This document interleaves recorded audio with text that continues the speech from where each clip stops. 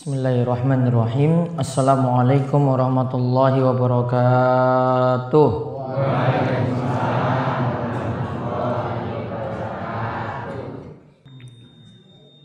Innal hamdalillah nahmadu wa nasta'inu wa nastaghfiruh wa na'udzu billahi min shururi anfusina wa min sayyiati a'malina.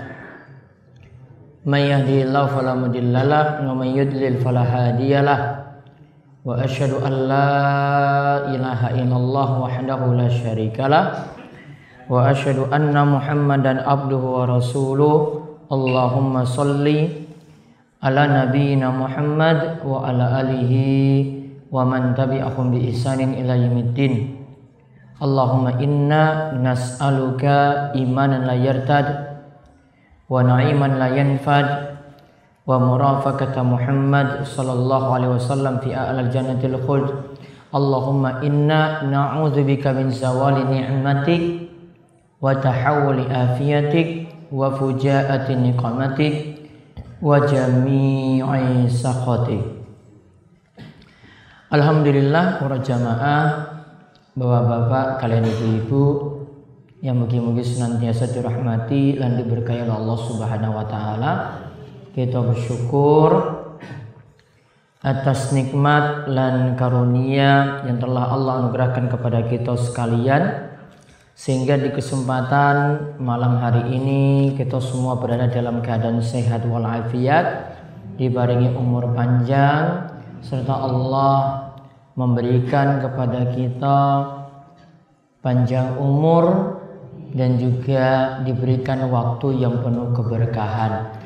Mudah-mudahan kita terus mendapatkan nikmat, terus diberikan tambahan-tambahan nikmat dan karunia, sehingga kita bisa beribadah dengan baik, diberikan keistiqomahan dan menjadi pengikut Nabi Sallallahu Alaihi Wasallam yang senantiasa berada di atas petunjuk. Dan mungkin kita termasuk golongan pengikut Nabi Sallallahu Alaihi Wasallam yang akan mendapatkan syafaat di hari kiamat kelak dengan izin Allah Subhanahu wa taala. Allahumma amin. Kesempatan malam hari ini kita bersyukur kembali pengawasan rutin kita lanjutkan. Namun saat ini akan rutin setiap malam Senin Pon. Ini setiap malam Senin Pon. Saat ini kita gumbang.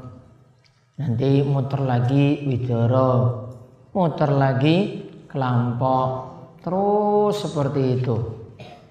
Berhentinya sampai kapan? Insya Allah sampai mati. Nih, insya Allah sampai mati. Karena tolabul ilmi, kata para ulama seperti Imam Ahmad mengatakan, yang namanya menuntut ilmu kita ngaji minal mahdi ilal lahdi. Kapan kita itu belajar? Saking momongan ibu ya, sampai nanti kita masuk dalam liang lahat alias mati masuk dalam liang kubur. Belum mati berarti punya kewajiban untuk ngaji.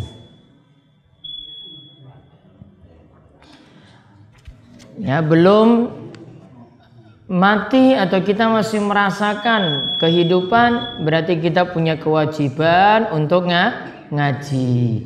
Dan Nabi SAW itu mengatakan, tolabul ilmi faridatun ala kulli muslimin.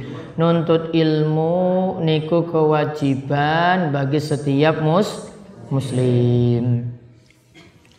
Nah, sekarang bahasan kita, karena saat ini tanggal 29 saking bulan Zulkaidah. Ini malam Senin, terus berikutnya malam Selasa, malam Rebu itu sudah masuk tanggal 1 saking bulan besar. Atau tanggal 1 saking bulan Zulhijjah. Dan itu masuk bulan-bulan haram, bulan-bulan yang dimuliakan. Nanti ini tanggal 10 itu diperkirakan jatuh pada hari Jumat tanggal 1 September. Dan itu kita diperintahkan untuk sholat Idul Adha pas dengan hari Jumat. Pagi sholat Idul Adha, bar sholat nyembelih kurban, bar nyembelih kurban, madang, bar madang, turu ora Jumatan.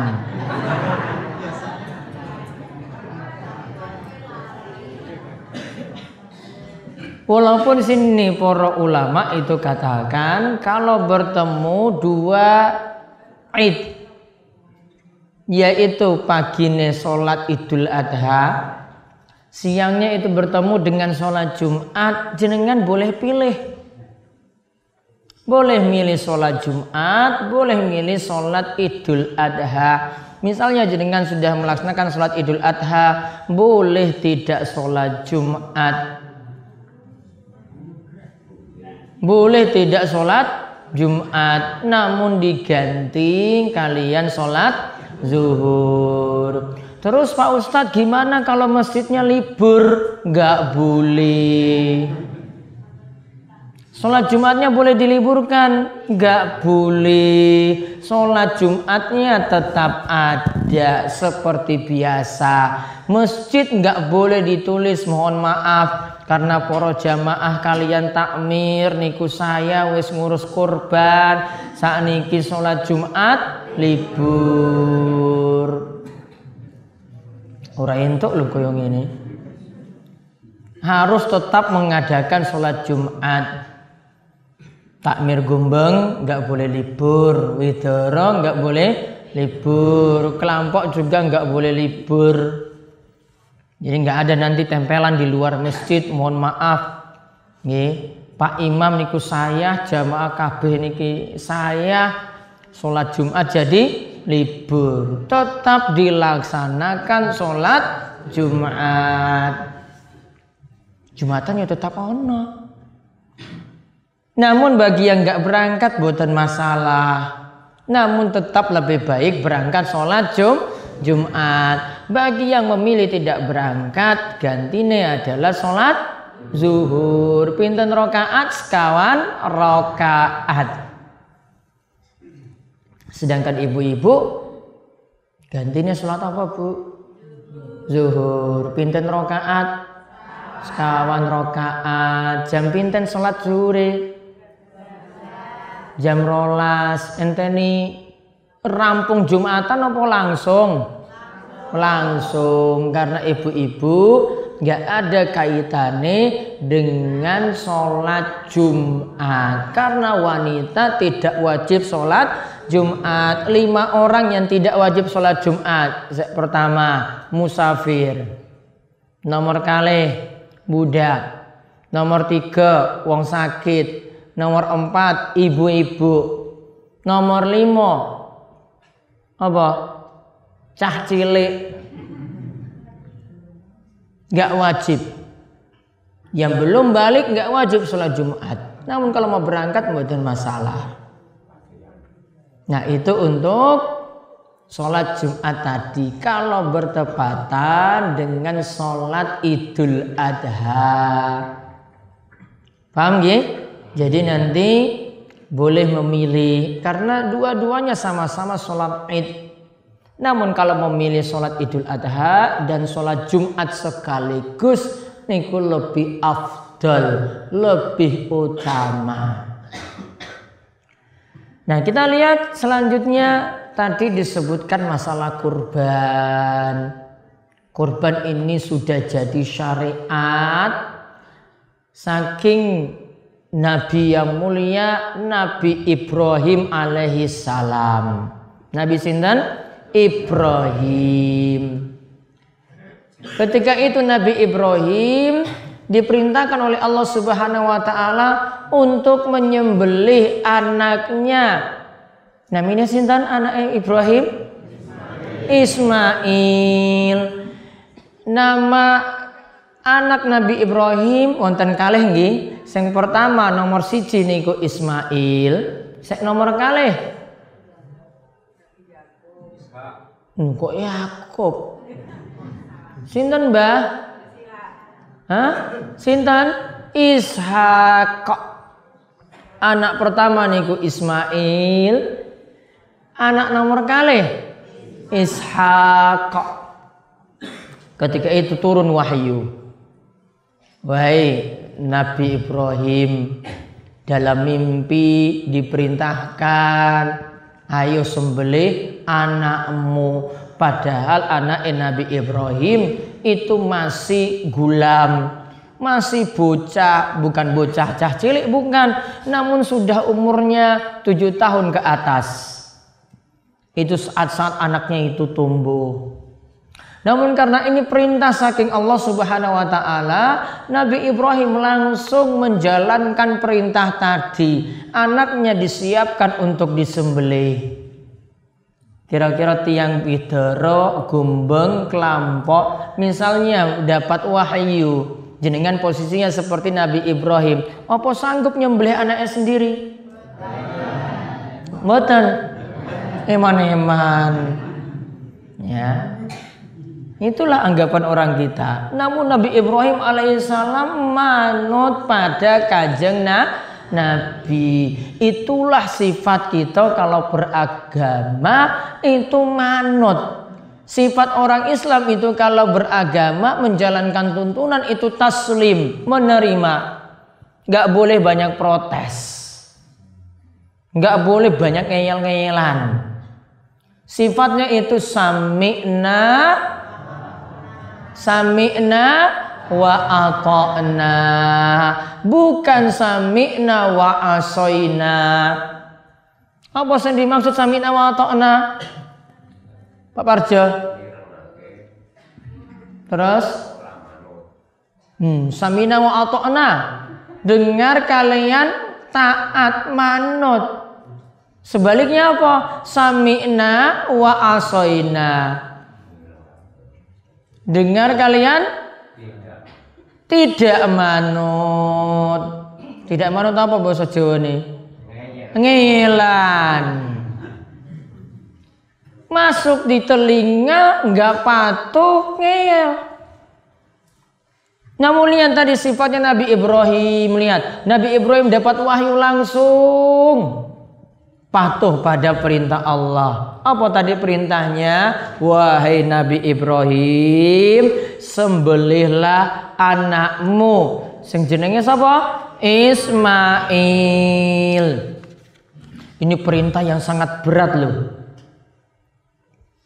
Ini perintah yang berat seperti ini, Nabi Ibrahim tetap manut pada perintah Allah Subhanahu wa taala. Kita tiang muslim diberikan perintah yang ringan-ringan saja banyak protes.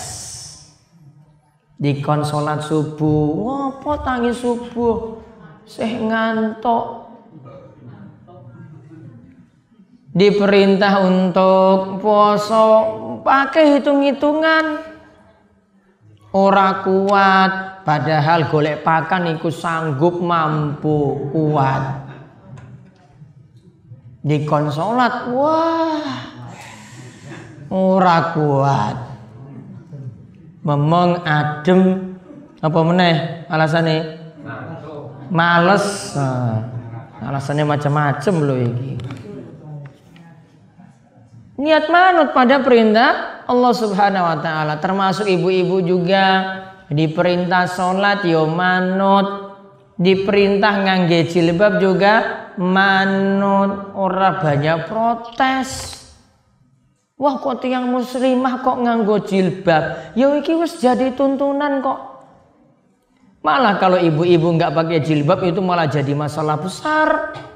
Nggak boleh gawe-gawe alasan. Ya, kadang kita alasannya itu sepele, wasumo. Ya toh ibu-ibu. Ini gerah. Padahal ini lagi di dunia, belum di akhirat. Panasnya api neraka 70 kali. Saking panasnya api dunia. Niki yo biasa. Ibu-ibu itu nutup aurat itu biar selamat, jenengan itu selamat. Para pria juga matanya nggak jelalatan. Betul toh Pak? Betul. Coba lihat kalau ibu-ibu pakai jilbabnya dilepas, bajunya you can see, ya, you can see itu artinya iso didelok gratis, ya, bisa lihat gratis.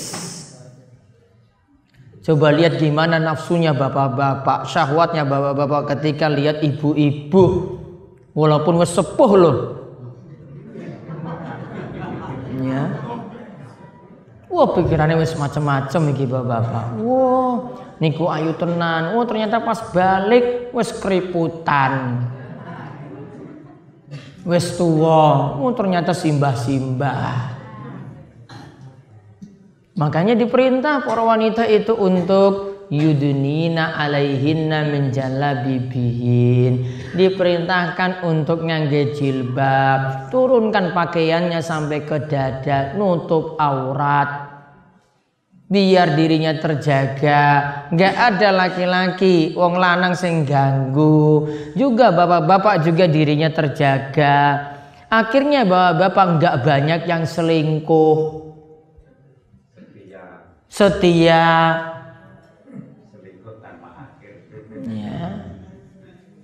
Jadi itu masalahnya, laki-lakinya itu jaga diri, perempuannya juga menjaga diri. Kalau enggak di tengah masyarakat kita perselingkuhan itu jadi bebas. Kata tahu wong selingkuh? Wah, patwah malahan.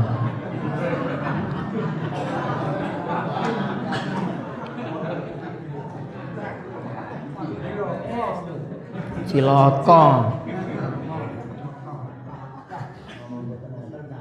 Iya, pokoknya kata mugi-mugi sing ngaji niku mboten selingkuh. Ya.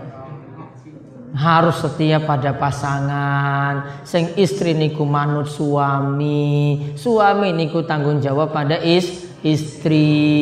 Suami bukan tanggung jawab pada wanita lain. Istri nggak diberi, wanita simpanannya diberi. Nah, ini cocok banget. Apalagi di Gunung Kidul masalah ini nggak bisa rampung. Solusinya apa? Men ora selingkuh, dikon ngaji. Karena orang yang sinau ilmu agama hatinya itu merasa takut pada Allah. Kalau sudah hatinya itu takut, nggak mungkin maksiat, nggak mungkin selingkuh. Potensinya itu kecil. Kita lanjut tadi. Kisahnya sampai Nabi Ibrahim diperintah untuk nyembelih putrane yang paling disayang, yaitu jenenge siapa? Ismail. Namun ketika perintah ini ingin dijalankan Bapak Ibu-ibu, Allah ubah Nabi Ismail. Akhirnya yang disembelih itu seekor kambing domba. Jadi anaknya tidak jadi disembelih. Berarti kalau kita itu menjalankan manut pada perintah Allah, Allah akan terus memberikan jalan keluar. Wa may yattaqillaha yaj'al lahu makhraja. Siapa yang bertakwa pada Allah, maka Allah akan memberikan jalan keluar. Wa yarzuqhu min haitsu la yahtasib. Dan Allah akan memberikan rizki dari jalan yang tidak disangka-sangka.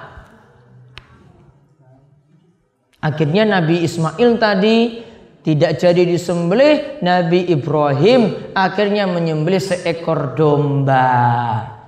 Inilah yang jadi dasar kita setiap Idul Adha dan hari-hari tasyrik diperintah untuk menyembelih kurban.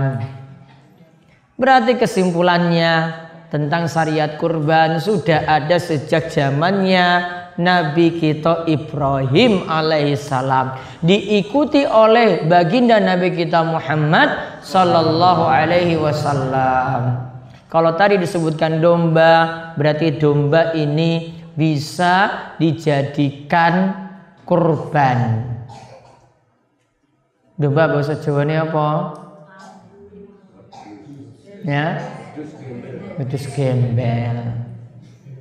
Namun ini mirip dengan kambing. Jadi boleh dijadikan kurban. Yang boleh dijadikan kurban kambing atau sejenisnya. Satu. Nomor kali yang dijadikan kurban itu adalah sapi, lembu, kerbau. Kemudian nomor 3 unta. Berapa tadi? 3 nggih. Saya pertama apa? Kambing. Nomor kali sapi. Nomor 3 unta. Kambingnya pinten tahun baru boleh dijadikan kurban? 1 tahun. Ya, minimalis 1 tahun. Sapi 2 tahun. Unta 5 tahun. Namun kalau yang berkurban dengan kambing hanya boleh dari 1 orang. Namun boleh bawa sak keluarga. Contoh, ini ada Sohibul Kurban Pak Sudar. Disebut Pak Sudar sak keluarga. Boleh. Maka 1 rumah itu nantinya dapat pahala semuanya. Bojone untuk pahala, anak putu yo sama untuk pahala. Sapi boleh patungan tiang pitu. Berarti boleh 1/7, 1/7, 1/7. Misalnya sakniki harga sapi 14 juta. Berarti patungane kalih yuta sampai tiang pitu. Setiap orang tadi 1/7-nya boleh juga bawa nama keluarga. Yang kedua, untuk masalah hewan, sekarang untuk pemilihan. Hewannya itu dipilih, Bapak-bapak sekalian, hewan-hewan yang terbaik. Tidak boleh ada cacat. Karena ini kita mau sajikan, mendekatkan diri pada Allah Subhanahu wa taala, sehingga hewan kurban harus milih yang terbaik. Apa yang disebut yang terbaik? Coba lihat Bapak sekalian, apalagi di sini mugi-mugi hadir para blantik. Wonten blantik? Wonten. Nah, tak bocorkan. Mugi-mugi nanti dibocorkan ini harga sapi nih iso larang, harga wedhus iso larang karena sesuai dengan tuntunan Kanjeng Nabi. Sing pertama yang terbaik itu sing lemu. Nomor kali warnane putih. Namun kalau ada putih itu lebih bagus dan itu harusnya harganya lebih tinggi. Nomor 3 bertanduk, tanduknya sempurna ada. Yang keempat yang jantan. Bagusnya pilih yang jantan. Walaupun yang betina ya tetap sah. Ya. Kalau sapi ini apa wedhuse itu betina, wedok tetap sah. Namun yang terbaik apa? Yang jantan. Kemudian yang terbaik lagi, niki ciri-ciri nih. Niki kan putih. Di sekitar mata niki wonten warna ireng. Sekitar mata. Kanan kiri juga ireng. Ditambah lagi bagian perutnya ada warna ireng juga. Itu lebih sempurna dan itulah yang lebih bagus. Hargane kudune yo larang. Namun para blantik orang ngaji makanya orang ngerti.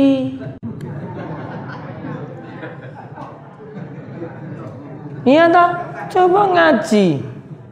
Wah nanti ditawarkan, wah ngopo larang? Kok iso 5 juta padahal cilik? Wah Pak Ustadz iki ngomong wingi sik warnane putih, hargane kudu larang karena sesuai dengan tuntunan Kanjeng Nabi. Makanya to ngaji.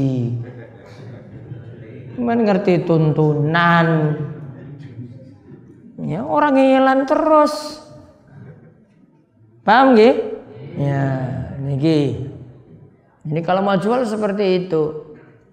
Nah lalu tadi kurban dengan hewan sing betina niku angsal. Namun yang berikutnya tidak boleh ada cacat.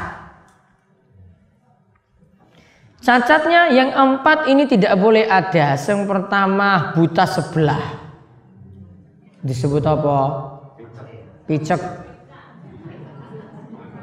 Ini lagi siji, apalagi 2 matanya niku buta. Gak boleh. Sek nomor kali. Yang tidak boleh jadikan kurban cacatnya gak sah. Sakit yang jelas sakitnya. Jelas-jelas sakit.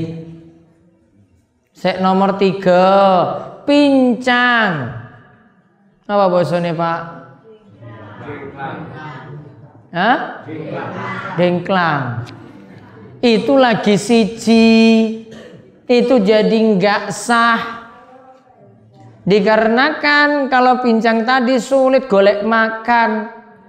Memakan sulit. Rata-rata nanti dia jadi kurus. Nomor sekawan yang nggak boleh. Itu kalau kurus, nggak punya isi, nggak punya daging, tidak ada sumsum tulang, maka wong kurus ki ora payu. Oh iki sapi ding, ya, sapi kurus iki ora payu. Aduh wong ngene engko nesu malahan. Ya. Pon lihat 4 cacat ini nggak boleh ada. Namun ada cacat yang masih dihukumi makruh. Contoh, kupinge terpotong. Oh bosone. Kuping suwek. Terus tanduke pecah, opo patah, opo retak. Niku makruh. Namun tetap sah. Contoh lagi, ekornya terputus. Apa disebut? Buntung. Terus termasuk juga untune ompong. Tohel. Itu juga makruh. Termasuk juga kalau punya susune wis kering. Termasuk juga di sini biji pelirnya cuma 1, sanglir, tetap sah, namun makruh. Paham nggih? Ya, kalau ada yang lainnya itu lebih bagus. Namun 4 yang awal yang tadi kula sebut, buta sebelah, sakit, pincang, kurus, tidak boleh ada. Namun kalau yang makruh tadi masih boleh dan tetap sah, namun baiknya itu dihindari.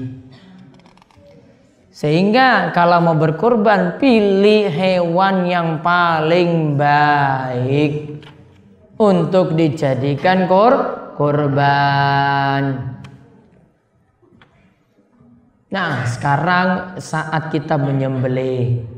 Setelah sholat Idul Adha menyembelih, waktunya nanti sampai hari tasyrik yang terakhir. Selama 4 hari berarti kita menyembelih. Ketika menyembelih disiapkan yang pertama orang atau tukang jagal. Jagalnya disyaratkan tiang muslim. Orang muslim nggak boleh untuk menyembelih kecuali ahli kitab. Namun kalau tiang muslim syarat pokoknya itu adalah mengerjakan sholat. Maka tukang jagal itu harus memperhatikan sholat agar hasil sembelihannya itu sah. Seora sholat malah jadi ora sah. Sama nanti juga yang berkurban, pengen kurban tahun ini, tolong yang berkurban juga perhatikan sholat. Kalau tidak kurban jenengan jadi sia-sia. Karena amalan itu dinilai pertama itu bukan kurban, namun yang dinilai pertama kali itu adalah sholat. Di dalam kubur itu sebelum ditanya amalan lainnya, nanti malaikat akan periksa dulu, iki sholatnya ki ono apa ora. Misalnya ora sholat, amalan kurban gak diterima, amalan sodako ora diterima, amalan puasa nih ora diterima. Sampai sulitnya seperti itu. Maka tolong mulai tukang jagal dipilih orang yang memperhatikan sholat. Termasuk juga untuk yang berkurban, shahibul kurban itu juga orang yang memperhatikan sholat. Maka nanti nggak boleh muncul pertanyaan lagi, Ustadz ini gimana kalau shahibul kurbannya itu ora sholat. Jadi konsolat biar kurbannya itu diterima di sisi Allah Subhanahu wa ta'ala. Jadi yang nyembelih seorang muslim. Lalu yang kedua disiapkan pisau lading yang itu sudah disiapkan tajam, sehingga ketika nyembelih sekali langsung putus urat-urat yang ada. Lalu ketika itu yang nyembelih membaca Bismillah wallahu akbar ilaika minka wa ilaika Allahumma taqabbal min. Siapa? Nama shahibul kurban disebut. Baca dulu apa? Bismillah. Setelah itu ikutkan dengan Allahu Akbar, Bismillah, Wallahu Akbar. Lalu kita sebut doa minka wa ilaika Allahumma taqabbal min. Nama shahibul kurban disebut. Namun yang lebih utama, yang punya kurban itu nyembelih sendiri. Itu lebih utama daripada diwakilkan. Karena dulu Kanjeng Nabi SAW punya 100 ekor unta, itu beliau kurbankan semuanya. Dan sebagiannya beliau nyembelih sendiri. Sebagiannya diserahkan pada Ali bin Abi Thalib. Namun iki wonten aturan, perhatikan yang besok mau berkorban. Nanti kalau masuk tanggal 1 saking bulan besar, tanggal 1 Zulhijjah, tidak boleh motong kuku, tidak boleh motong rambut sampai hewan kurbannya disembelih. Siapa yang tidak boleh motong? Shahibul kurban. Sedangkan bojone, anake tetap masih boleh motong rambut, motong kuku. Ini sudah jadi aturan. Nah sekarang hewan kurbannya sudah disembelih. Tunggu sampai dipastikan mati, baru kemudian ya setelah itu dikuliti, diambil dagingnya, jeroannya dan yang lainnya. Aturan selanjutnya untuk masalah kurban tadi, hasil yang ada shahibul kurban, panitia kurban tidak boleh menjual. Karena kalau menjual hasil kurban, misalnya kulitnya itu didel, maka kurbannya jadi masalah. Kok iso masalah? Ya mengatakan yo Kanjeng Nabi dalam hadis riwayat Al-Hakim dan Imam Al-Baihaqi, Nabi SAW mengatakan, man ba'a jilda udhiyati fala udhiyata lahu. Siapa yang jual hasil kurban, yaitu kulitnya, maka kurbannya jadi tidak sah. kulitnya didol, maka kurbannya dianggap tidak sah. Karena bentuk kurban kita serahkan semuanya, kecuali niki tiang miskin diberikan daging, apa diberikan kulit. Ternyata nggak bisa makan daging kambing. Soalnya apa? Darah tinggi. Maka dagingnya itu didel. Boleh, yang penting sudah serahkan ke dia. Itu urusannya, mau dijual, mau dimakan, mau dijadikan oseng-oseng, mau dijadikan tongseng, ya terserah. Wong gumbeng apa masakannya sesuk? Hah? Ibu-ibu? Sate. Ya sesuk aku dinei. Ya. Tenan loh. Pak Parjo sesuk apa, Pak? Insyaallah ditongseng. Yo, niku sate, sek niki tongseng. Alhamdulillah. Karang nongko apa? Gule. Wah, alhamdulillah. Idara? Tongseng meneh. Rendang, alhamdulillah. Rendang berarti kudunya sapi.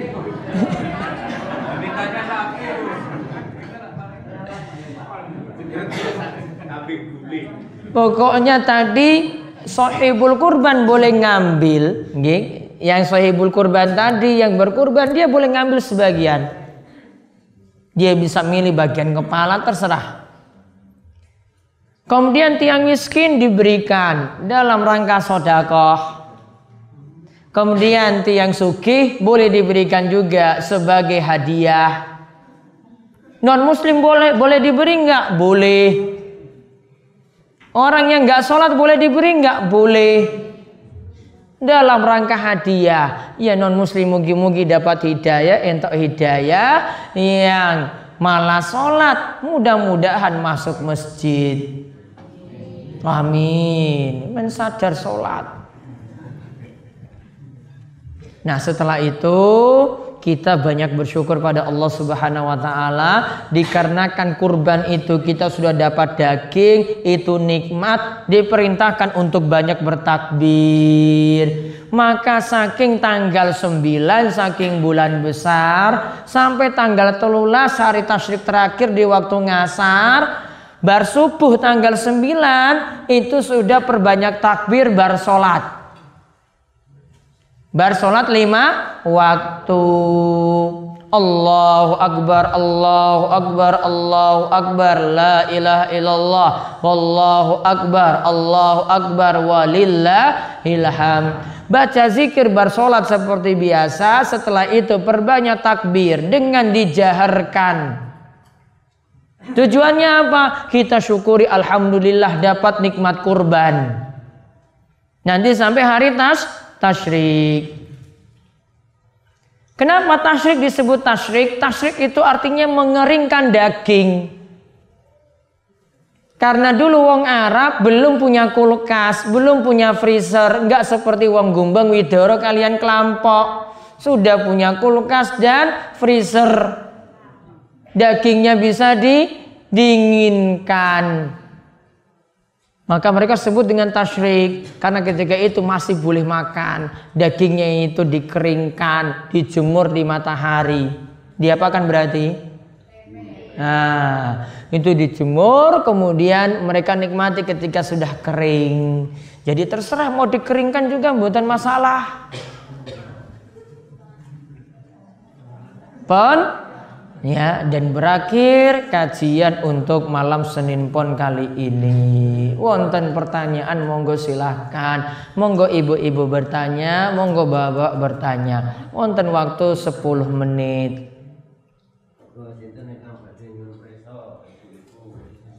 Wonten mic? Ibu-ibu wonten?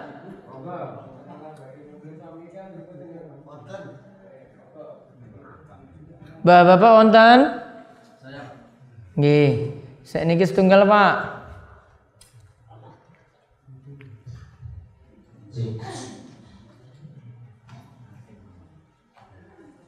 Monggo ibu-ibu dulu. Assalamualaikum warahmatullahi wabarakatuh. Waalaikumsalam warahmatullahi wabarakatuh. Tentang Sohibul Qurban, Ustaz. Untuk di sekolah kami itu anak-anak setiap hari Jumat kami adakan infak istilahnya. Dan infak itu Apa tadi Bu? Infak. Terus infak itu kami kumpulkan untuk membeli hewan kurban.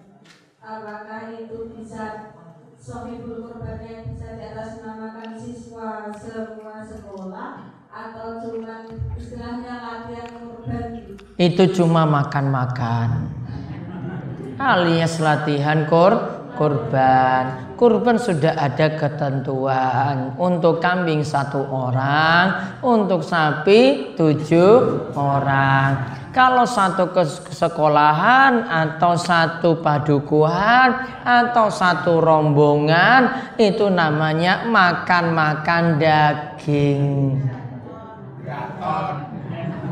Terus kalau dalam satu rombongan itu Ustaz, Ya, itu di istilahnya apa ya? Arisan atau di lotre gitu. Misalnya boleh.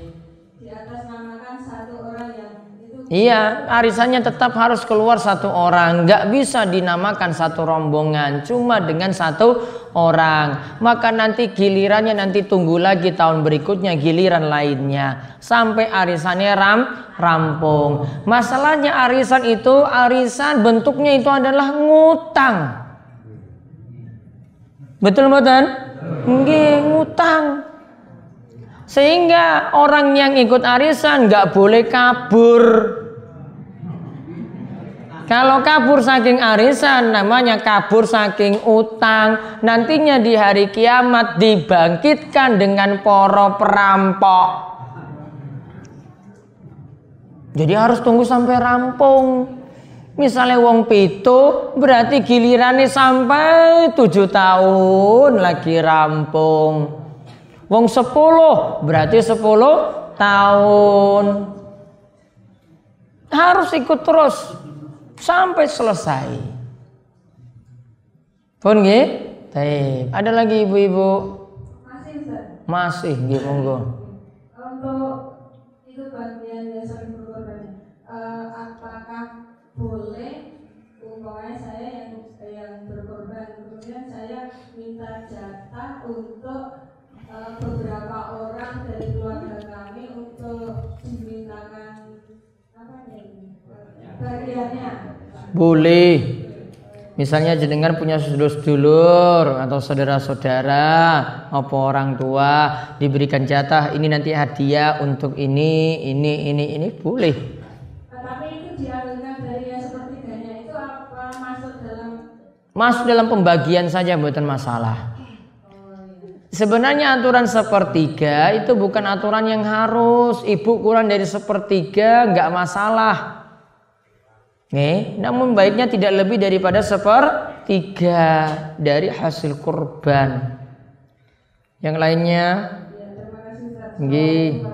Assalamualaikum warahmatullahi wabarakatuh. Bapak dulu monggo, Pak. Assalamualaikum warahmatullahi wabarakatuh. Waalaikumsalam warahmatullahi wabarakatuh.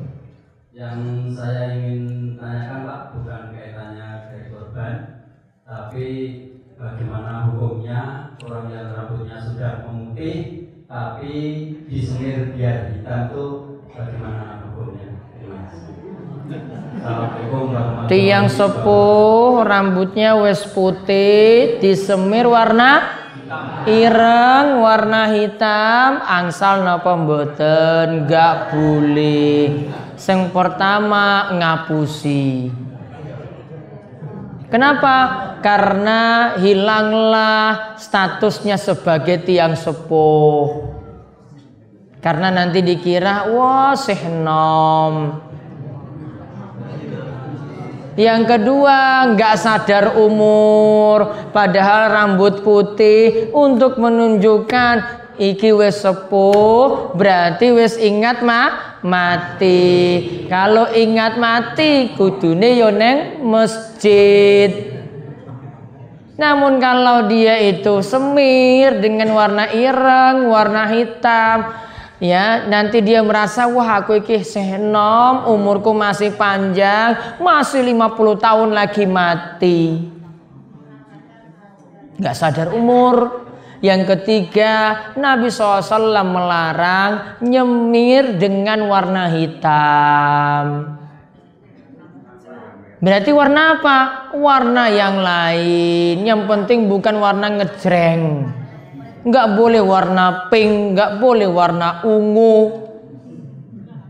Ya, warnanya sing wajar, warna pirang. Itu yang boleh dilakukan. Malah tambah ganteng loh nganggo pirang kaya wong bule. Kemaki malahan. Wonten malih. Nggih, mic-nya pundi? Assalamualaikum warahmatullahi wabarakatuh. Sebentar, mic biar ibu dengar. Ah, jenengan pindah mawon Pak Riko Pak. Ibu wonten? Nah, ibu sih. Nah, Bapak ini pindah Riki mohon Pak. Pak, jenengan Riki loh. Sebentar itu ibu dulu ibu luar. Muter. Monggo.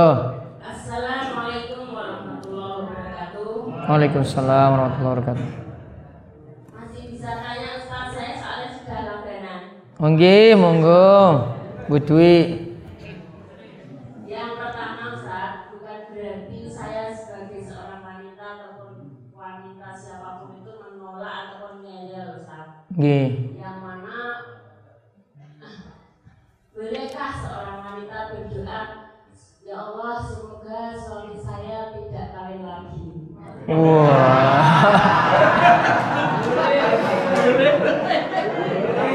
Boleh saja, nggak ada larangan Bu.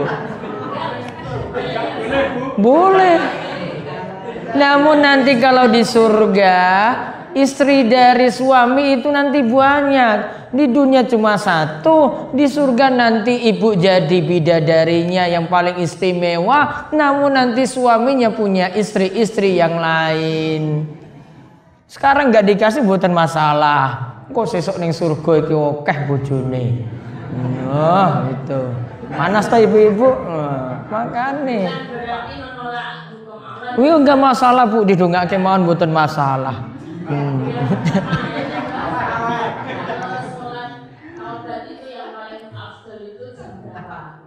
Sholat sunat tobat yang paling afdol waktunya jam berapa? Bebas. Siang malam. Waalaikumsalam warahmatullahi wabarakatuh. Ibu wonten malih? Oh Bapak sih ya.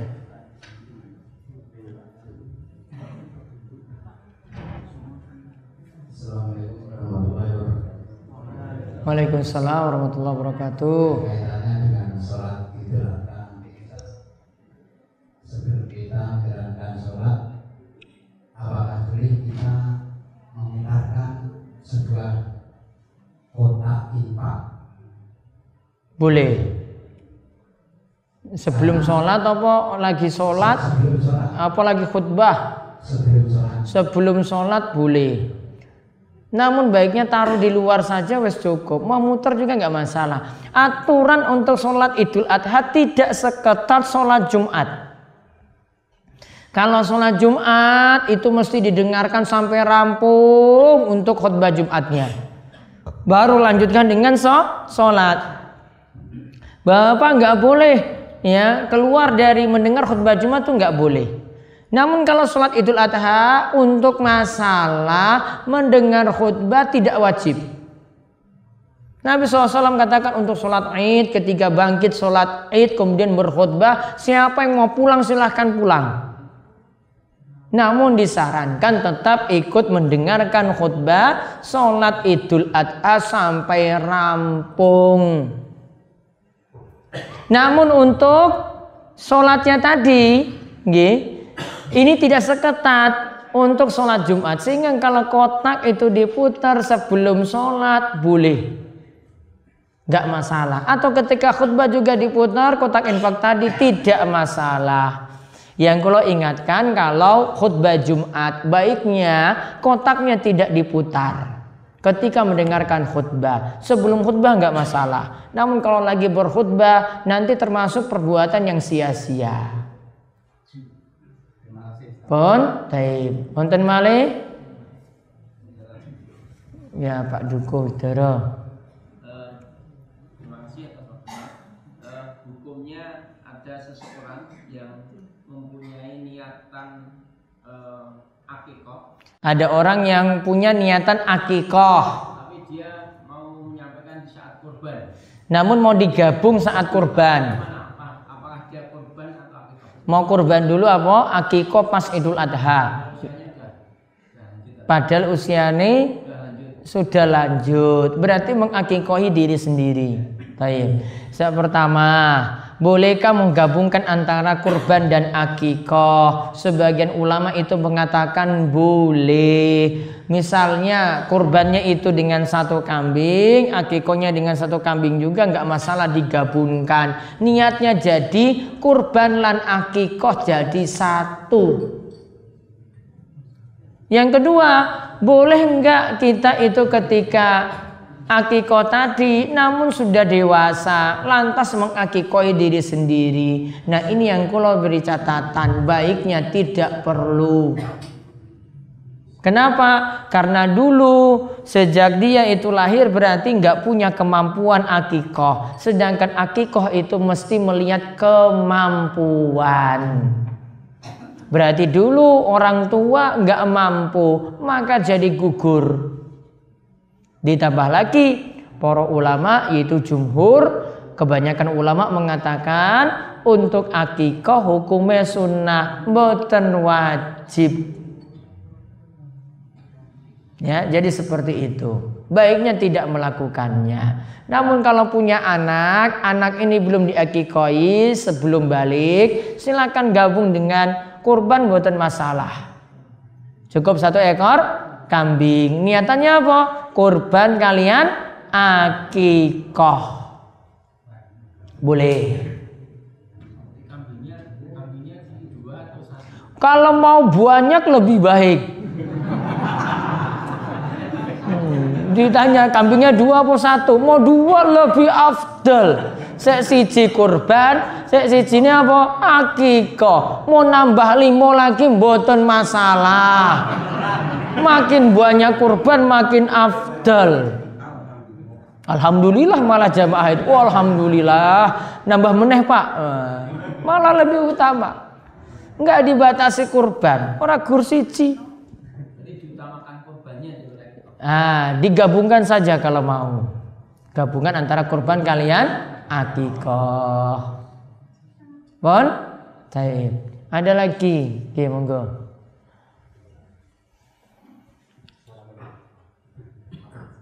Assalamualaikum warahmatullahi wabarakatuh. Waalaikumsalam warahmatullahi wabarakatuh. Masih berkaitan tentang kurban Ustaz. Pertanyaan yang pertama, yang dimaksud tidak boleh memotong rambut ataupun kuku itu khusus untuk sohibul, apakah berkaitan dengan keluarga termasuk suami istri? Cuma untuk suami, istri nggak masuk, anak nggak masuk, panitia kurban nggak masuk. Cukup untuk suami, kepala keluarga. Bon. Yang kedua, apakah diperbolehkan untuk mengambil sebagian mungkin kulit ataupun kepala ataupun kaki hewan kurban untuk upah tukang potong? Untuk upah tukang potong diambil dari kepala, opo kaki, opo kulit, tidak boleh. Kenapa tidak boleh? Ali bin Abi Thalib mengatakan, aku dulu diperintah oleh Rasulullah SAW untuk mengurus unta kurban. Yang tadi Nabi SAW nyembelih 100. Kurbannya 100 unta.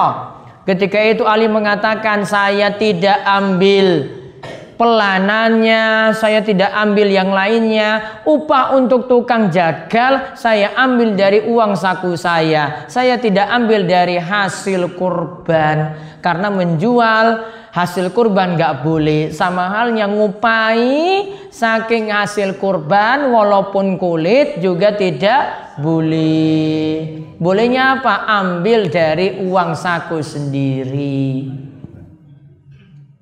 Terima kasih Ustaz. Assalamualaikum warahmatullahi wabarakatuh. Waalaikumsalam warahmatullahi wabarakatuh. Cukup nggih? Cukup? Wah, Pak Hari terakhir. Terima kasih. Hewan kurban yang diceritakan melalui hadis tadi, kalau orang sini itu namanya dinamakan wedus kendit, Pak. Saya pun di mau. Kalau orang sini itu ada yang sebagian itu mensakralkan. Ada cerita di masyarakat ini pada waktu itu karena dia paham, kalau sebagian keluarganya paham dengan wedus kendit itu, maka dari pihak keluarganya itu suruh mengganti, jangan mengorbankan hewan itu karena itu nanti akan ya pokoknya ada sesuatu yang aneh di dalam keluarga itu nanti. Itu akhirnya diganti dengan binatang lain. Terus saya ingin itu diterangkan dengan mensyakrakan ini, tolong diterangkan dengan seterusnya. Wedusnya ciri-cirinya apa, Pak? Ya. Ciri-cirinya apa? Ya, seperti tadi yang ada. Oh, putih. Nggih. Putih terus Di perutnya itu ada hitamnya, terus tanduknya sempurna, nggih, terus lemuk. Ini malah disakralkan. Ya, orang sini disakralkan seperti itu. Berarti nggak boleh jadikan kurban. Nah, sebagian itu ada yang melakukan seperti itu, dan itu Akhirnya diganti dengan pilihannya cari wedus liyane. iya. Yang tidak punya ciri-ciri seperti itu. Keliru. Yang tepat itu malah jadi afdol, pahalanya malah tambah besar kalau dijadikan kurban. Sifat-sifatnya semakin sempurna, pahalanya makin kathah dibanding dengan yang punya kekurangan tadi. Kupingnya suwek, terus buntutnya terputus, lalu apalagi sanglir tadi. Nah, yang lebih besar pahalanya yang sempurna tadi. Jadi keliru mengsaklarkan seperti itu, ya. Tolong keyakinan ini itu dihilangkan, karena dalam syariat agama kita ini perlu punya landasan kalau melarang hewan untuk disembelih. Beda dengan orang Hindu, mohon maaf. Kalau wong Hindu itu malah sapi itu nggak boleh disembelih. Karena mereka yakini tadi sama, itu hewan yang sangat-sangat dimuliakan. Malah ada yang ketahuan nyembelih sapi, malah langsung dibunuh. Di India seperti itu. Wong Muslim yang nyembelih sapi, ketahuan karo wong Hindu, langsung dikejar. Gak boleh ada penyembelihan sapi. Kalau tiang muslim malah dibolehkan, tidak disaklarkan, tidak diagungkan, tidak dimuliakan seperti itu. Karena itu makanan yang boleh kita nikmati. Mata'al lakum wa li an'amikum. Allah katakan itu kesenangan kalian, silakan kalian jadikan sebagai kenikmatan, dinikmati hewan-hewan yang ada tadi untuk dimakan. Baik. Itu saja yang kita bahas untuk malam hari ini, dan boleh kembalikan pada pembawa acara. Wabillahi taufiq hidayah wa ridha wal inayah. Wassalamualaikum warahmatullahi wabarakatuh.